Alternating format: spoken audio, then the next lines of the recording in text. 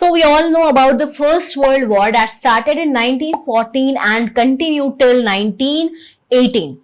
Now let us know the causes behind the First World War. First is nationalism and imperialism. So nationalism means strong love and pride for one's own country.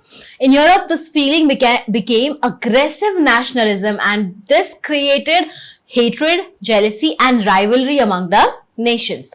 At the same time, powerful countries, they followed imperialism, which means taking control over weaker countries and their colonies. They wanted colonies for raw materials, cheap labor, markets and political power, which led to competition and tension among European nations. Next is armament race. So European countries started increasing their military strength to become more powerful. So Britain and Germany were especially involved in this race, and this created fear, suspicion and hostility among the countries. Next, there is division of Europe into two hostile groups. So Europe got divided into two rival military groups.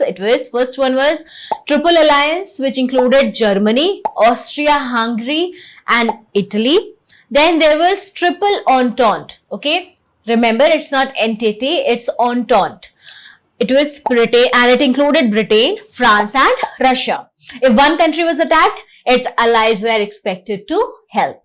Then there was Sarajevo crisis, which is considered to be the immediate cause for the First World War. See what happened that on 28th June 1914, Archduke Francis Ferdinand, the heir to the throne of Austria-Hungary, was assassinated at Sarajevo in Bosnia.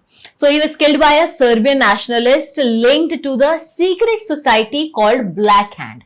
Now Australia blamed Serbia for the murder. An ultimatum was sent to Serbia with harsh demands. Now most demands were accepted, but not all. So Austria declared war on Serbia on 28th July 1914.